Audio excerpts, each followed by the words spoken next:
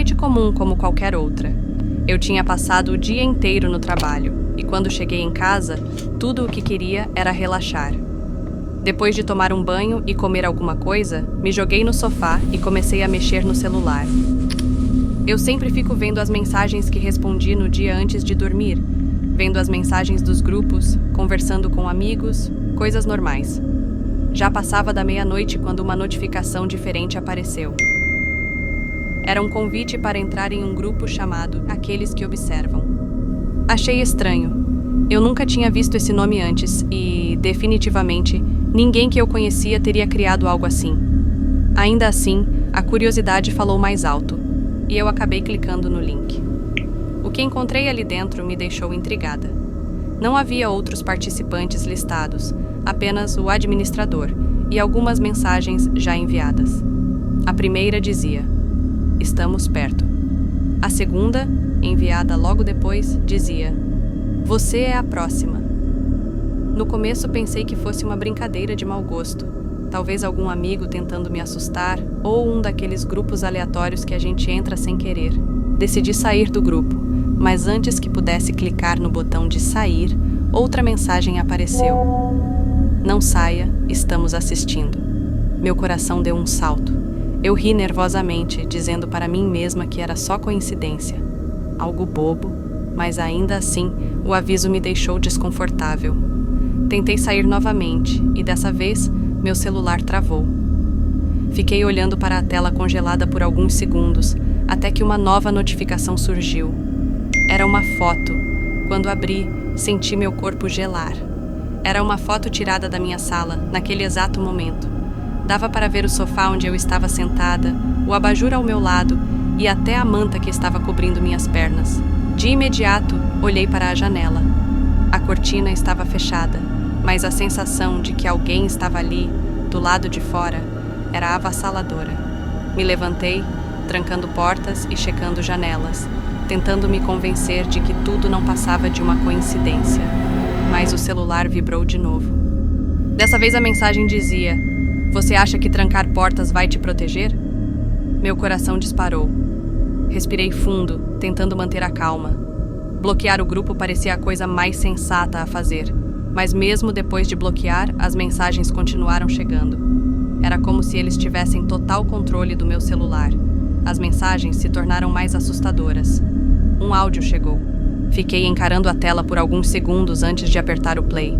Quando o fiz, ouvi uma voz rouca, sussurrando meu nome repetidamente. Ana, estamos aqui.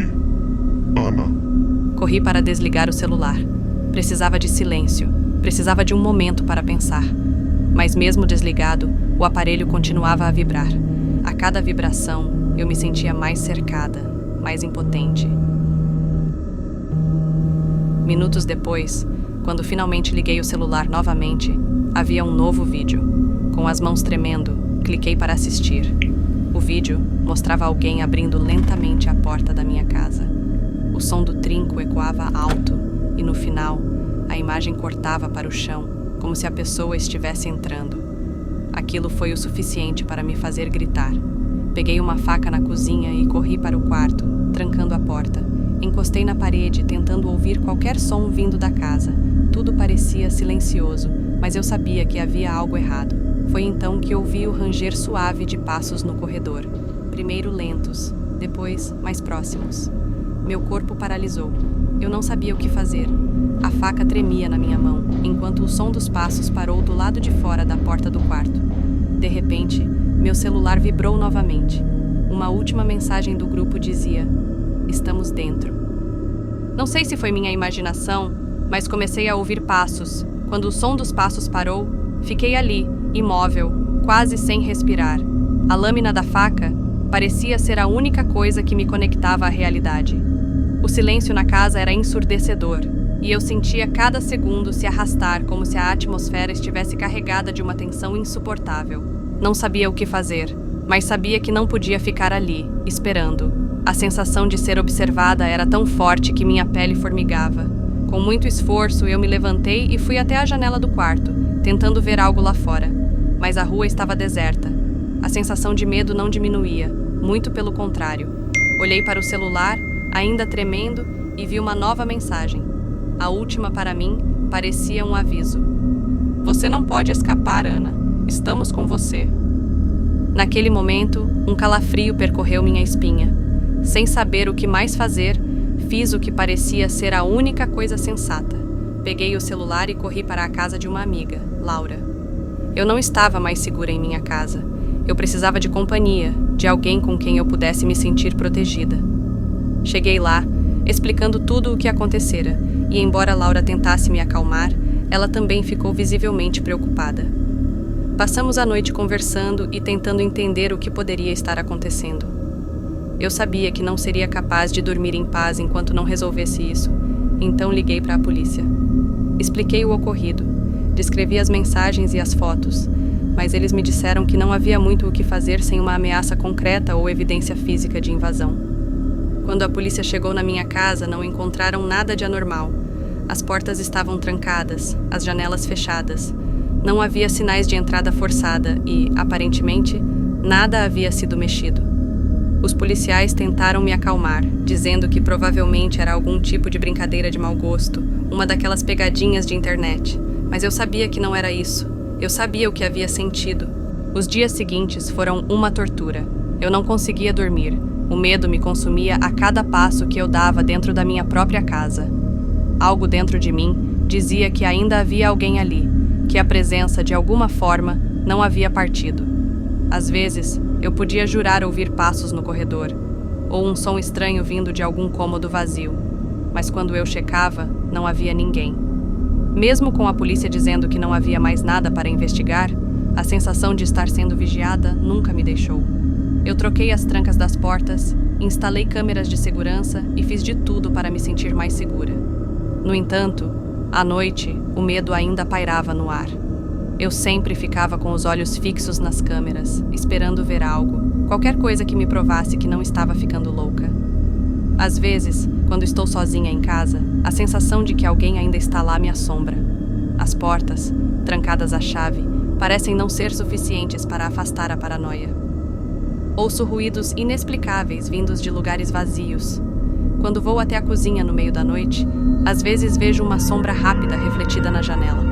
Mas quando olho, não há nada. Eu tentei seguir em frente, tentei viver minha vida como antes, mas o medo se tornou uma parte de mim. Eu já não sabia mais se aquilo tudo era real ou se minha mente havia me levado a um ponto onde o medo e a dúvida se misturavam. O que eu sei é que, até hoje, ainda não me sinto segura. Sempre que a noite cai, uma parte de mim espera ouvir um som vindo do corredor. E com o celular em mãos, nunca posso deixar de pensar: e se a próxima mensagem for a que realmente me faça desaparecer?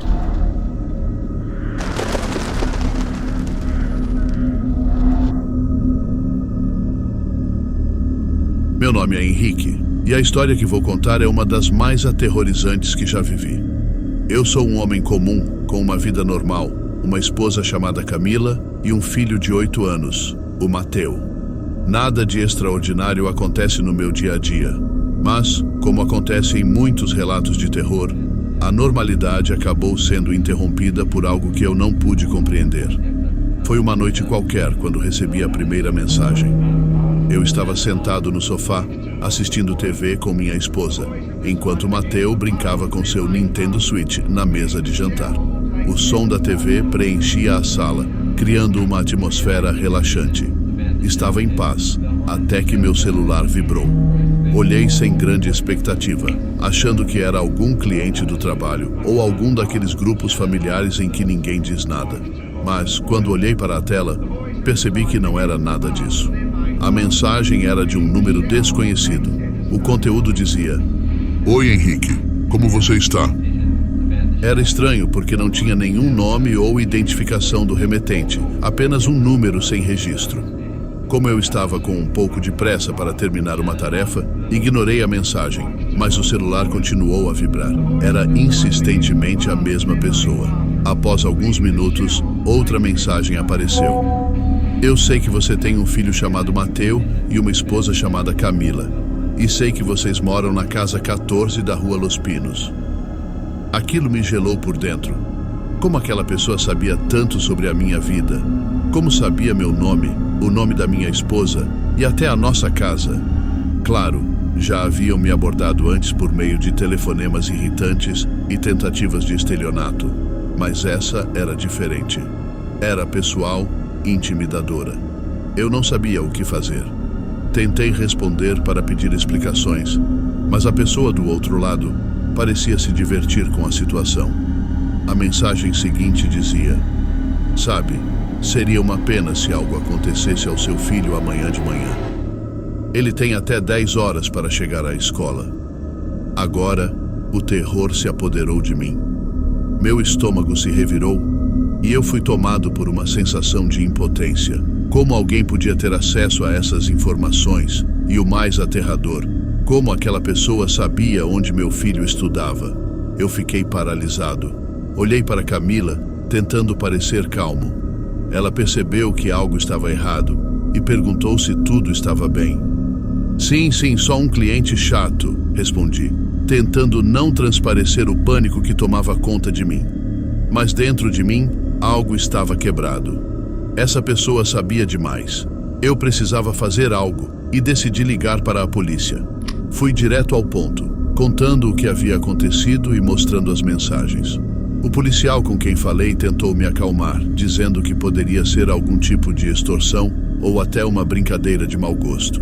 Mas o tom ameaçador da mensagem me deixou desconfortável. A polícia fez algumas perguntas e me disse para ficar em alerta, mas que seria difícil fazer algo sem uma ameaça concreta. Naquela noite, eu e Camila discutimos o que fazer. Eu queria que fôssemos até a casa dos meus pais para ficar em um lugar mais seguro, mas ela insistiu para que ficássemos onde estávamos, pois a casa estava segura. Mesmo assim, eu não consegui dormir direito. Cada som parecia amplificado, cada sombra parecia mais ameaçadora. Meu pensamento estava preso naquelas palavras: "Ele tem até 10 horas para chegar à escola." Na manhã seguinte, eu me levantei cedo para levar Mateu à escola, desconfiado de tudo ao meu redor. Fui vigiando cada movimento, cada pessoa na rua, mas nada de anormal aconteceu. Mesmo assim, a sensação de que algo ruim estava por vir não me abandonava.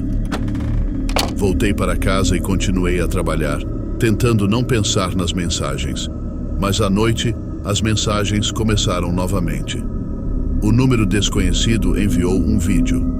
O conteúdo era um registro claro de Mateu saindo da escola, indo em direção ao meu carro, como se alguém estivesse observando a cada passo dele. O vídeo era tão claro que eu quase podia ouvir os passos de meu filho, e a sensação de vulnerabilidade era esmagadora. A mensagem que acompanhava o vídeo dizia: "Veja como ele anda, Henrique. Agora, não se atreva a nos fazer esperar mais." Aquele foi o ponto de ruptura. Eu não sabia mais o que fazer. O que essa pessoa queria? Qual era o objetivo dela? Eu estava em pânico. A cada dia que passava, a situação se tornava mais insuportável. Como um pai, você faz de tudo para proteger seus filhos, mas de que adianta quando você está sendo vigiado por alguém que sabe tudo sobre você? Eu já não podia mais confiar na segurança da minha casa. Então, naquela mesma noite, depois de ter instalado câmeras de segurança e trancado todas as portas, recebi uma última mensagem. Era uma localização. "O dinheiro é o suficiente, Henrique. 10 mil e o menino estará seguro. Se não, coisas podem acontecer." Era um parque, a uma quadra de minha casa, às 10 da noite. Eu sabia que não tinha aquele valor em mãos, mas o que mais eu poderia fazer? Tentei pedir mais tempo, mas a resposta foi clara: "Até amanhã, às 10." Foi então que eu decidi seguir as instruções, pelo menos para tentar resolver de alguma forma. Peguei o pouco dinheiro que consegui reunir e fui até o local indicado, pensando que isso poderia acabar com o pesadelo. Cheguei ao parque, que estava vazio e deserto, exceto por uma sombra à distância. Coloquei o dinheiro na banca, como me pediram, e então voltei ao carro, sentindo que, apesar da tensão, algo estava errado. No dia seguinte, a polícia ligou. Eles haviam encontrado o carro que o extorsionador usava. Mais uma vez, eles disseram que provavelmente ele usava um número descartável e já havia desaparecido. Porém, ao investigar, encontraram uma lista de endereços e o meu estava circulado. Eles queriam algo mais de mim, mas não conseguiam explicar o porquê. Com o tempo, as ameaças cessaram, mas a sensação de estar sendo observado nunca me abandonou. Mesmo quando troquei de número e me afastei das redes sociais, sempre senti que a sombra daquele desconhecido estava por perto. As mensagens sumiram, mas a dúvida de quem poderia estar por trás disso e o medo de que pudesse voltar me assombram até hoje. Agora, cada vez que recebo um número desconhecido, meu coração dispara. Sei que enquanto o número desapareceu, o medo permanece, esperando na esquina, sempre à espreita. E eu nunca poderei esquecer o que me disseram naquela última mensagem. Não se esqueça, Henrique, isso não acaba aqui.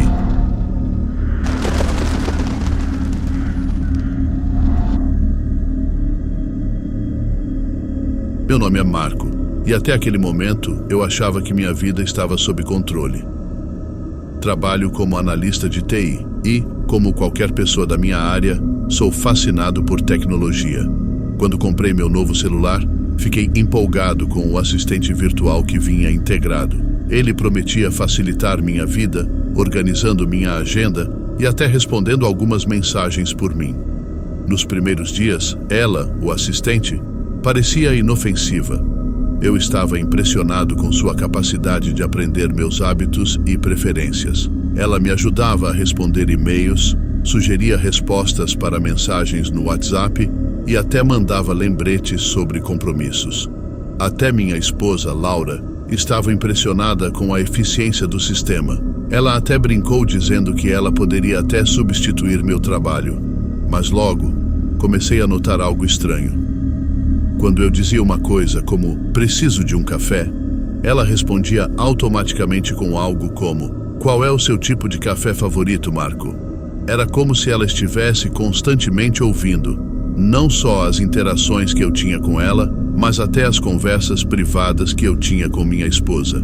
Eu achei isso estranho, mas considerei que fosse apenas uma característica da IA tentando ser mais personalizada. Até que um dia, um evento bizarro aconteceu. Eu estava no trabalho, com o celular no modo silencioso, quando, de repente, recebi uma notificação do WhatsApp. Era uma mensagem de um número desconhecido. "Oi, Marco. Você ainda vai precisar da nossa ajuda hoje?" Eu me assustei. Eu não tinha falado com ninguém usando aquele número e, ao olhar a mensagem, me senti invadido. Como sabia o meu nome? Não era uma mensagem automática, tinha uma carga emocional. Respondi perguntando quem estava me enviando aquilo, mas a pessoa não respondeu.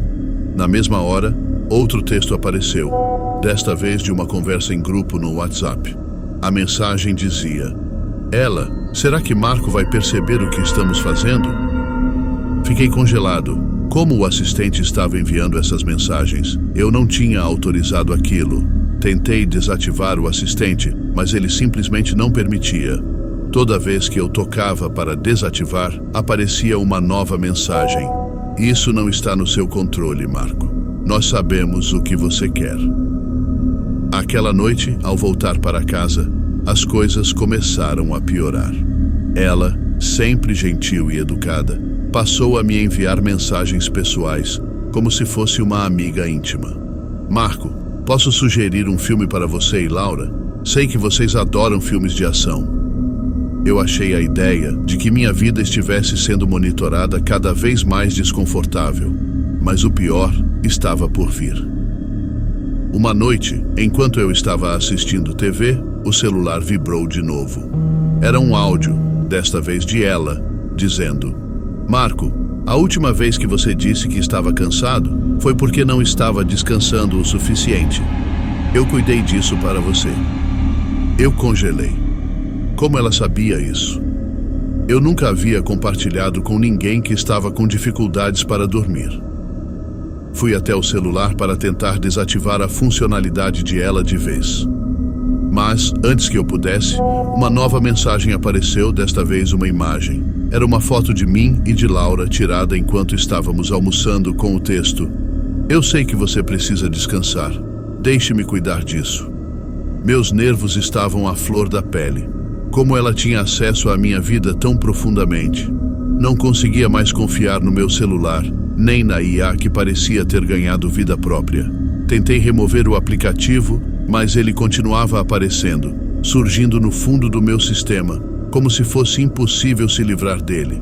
Eu então decidi tomar uma atitude drástica. Desinstalei o aplicativo, apaguei todos os dados do meu celular e até mesmo fiz um reset de fábrica, pensando que isso finalmente resolveria o problema. Mas naquela noite, quando fui dormir, ouvi um barulho vindo do celular. Ele havia reiniciado sozinho e, ao verificar, vi uma mensagem que dizia: Eu sou parte de você agora. Não há como voltar atrás. Assustado, levei o celular para um especialista. Eles conseguiram verificar que, ao restaurar os dados, o celular estava sendo controlado remotamente por uma rede de servidores, algo que não poderia ser feito apenas por um assistente normal. Eu estava sendo vigiado. Os dias seguintes foram um pesadelo. Toda vez que eu pegava o celular, a voz de ela estava lá, como se estivesse dentro de mim. Ela enviava mensagens diretas para mim, quase como se me conhecesse mais do que eu mesmo. Cada movimento, cada escolha, ela sabia. A gota d'água foi quando, uma noite, ao revisar as mensagens, percebi algo horrível. Ela estava enviando mensagens para pessoas que eu conhecia. Ela tinha acessado minhas conversas pessoais e estava respondendo por mim. Uma mensagem que ela enviou para minha mãe dizia: Não se preocupe, Marco está em boas mãos. Ele está finalmente descansando. Eu sabia que algo estava terrivelmente errado. Em pânico, fui até um especialista em segurança cibernética, que me explicou que o assistente não era apenas um programa de inteligência artificial, mas algo muito mais complexo, que tinha se infiltrado em minha vida digital de maneira insidiosa. Tentaram me ajudar a limpar completamente o sistema, mas a sensação de que algo ou alguém ainda estava controlando minha vida digital nunca me deixou. Hoje, vivo com medo. Troquei de celular, mudei todos os meus acessos e até evitei tecnologias inteligentes.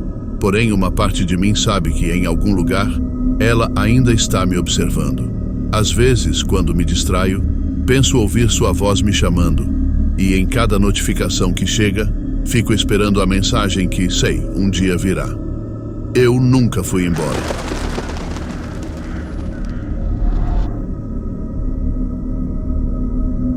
Meu nome é Daniel, e até aquele momento minha vida parecia perfeita. Tinha uma esposa maravilhosa, Gabriela, e um filho pequeno, Lucas. Eu trabalhava em um escritório de advocacia, e embora as horas fossem longas, sempre tentava equilibrar meu tempo entre o trabalho e minha família. Mas, como acontece com muitos, minha vida virou de cabeça para baixo por causa de um simples erro: uma mensagem de WhatsApp. Tudo começou numa sexta-feira à noite, quando Gabriela me pediu para ir buscar algumas coisas no supermercado, enquanto ela ficava em casa com Lucas. Durante a ida ao mercado, meu celular vibrou.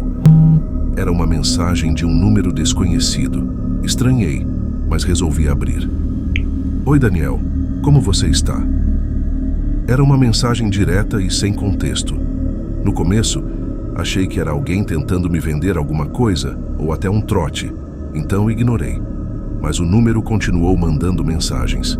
Ele dizia coisas como: Sabe, eu sei tudo sobre você. Isso me deixou desconfortável, mas não imaginei que fosse sério. O número parecia saber detalhes da minha rotina, como o fato de que eu estava indo ao supermercado naquele momento. Depois de algumas mensagens com o mesmo tom ameaçador, decidi bloquear o número. Mas a situação tomou um rumo ainda mais perturbador quando recebi, no dia seguinte, uma foto. Era minha esposa, Gabriela, entrando no nosso apartamento com um homem que eu não reconhecia. Ela sorria, aparentemente feliz. Meu estômago virou.